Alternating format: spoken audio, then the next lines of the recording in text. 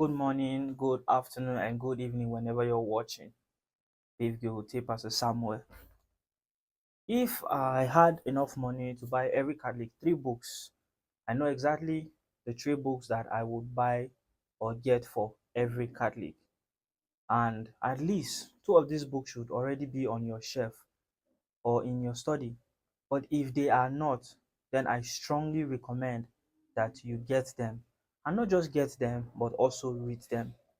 In as much as not every Catholic needs to have a doctorate in theology, every Catholic should at least have a good understanding and knowledge of the Christian faith.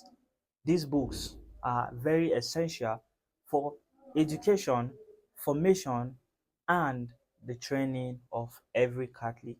So I suggest you get these three books. At number one and top of that list is the Holy Bible. The Holy Bible is divided into two: the Hebrew Old Testament and the Greek New Testament. I highly recommend that every Catholic should read and own a copy of this holy book.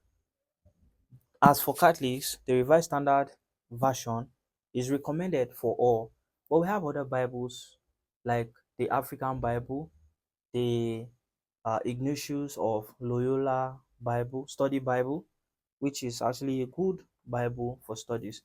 So, my dear friends, every Catholic should own, and not just own, but also read the Bible.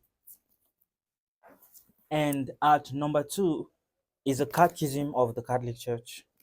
Every Catholic should at least have a copy of the Catechism of the Catholic Church for easy references. This is one of the greatest gifts that the Church has given to us in the modern age. I feel like too many Catholics take the Catechism of the Catholic Church for granted. Prior to 1997, there was no universal Catechism of the Catholic Church.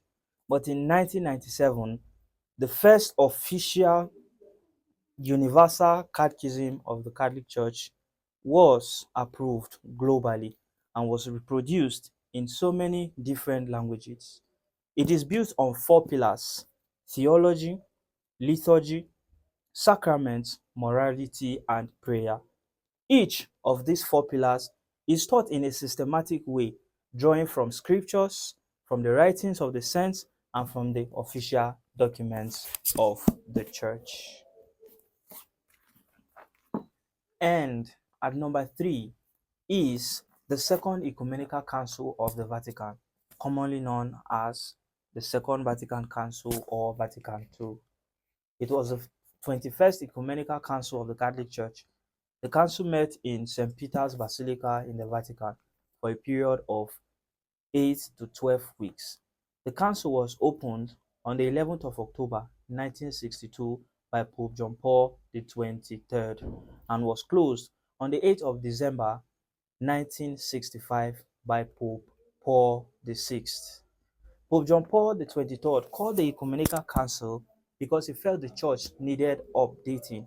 The church needed to allow some fresh air come into the church in order to better connect with the people in an increasingly secularized world.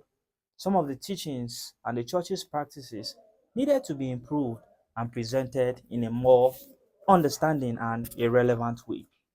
That is why in the Vatican document, in the Second Vatican document, we have the Constitution on Sacred Liturgy, Sacrosanctum Concilium.